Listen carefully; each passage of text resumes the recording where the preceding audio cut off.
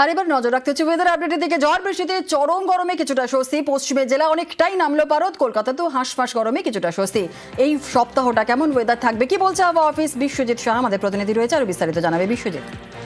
গতকাল মেঘলা আকাশ এবং ঝড় বৃষ্টিতে দিনের তাপমাত্রা 6 ডিগ্রি সেলসিয়াস নেমেছে কলকাতায় এবং রাতের তাপমাত্রা প্রায় 5 ডিগ্রি সেলসিয়াস নিচে নেমে গেছে। আর এই তাপমাত্রা নামাতে কিছুটা স্বস্তির আবহাওয়া, কিছুটা মনোরম আবহাওয়া হয়েছে।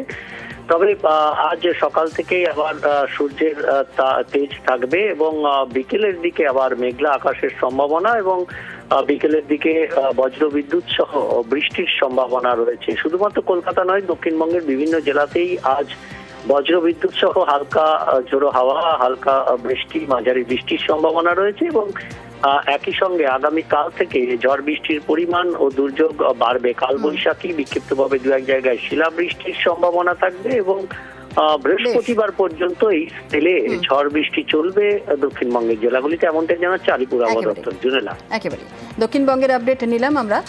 অনেক ধন্যবাদ বিশ্বজিৎ। উত্তরবঙ্গেও আজ ঝড় বৃষ্টি, উপরের 5 জেলায় আজও বিক্ষিপ্ত ঝড় বৃষ্টির সম্ভাবনা রয়েছে। আরো বিস্তারিত জানাবে পার্থ আমাদের সঙ্গে রয়েছে। পার্থ, আজকে পাহাড়ে কেমন ওয়েদার?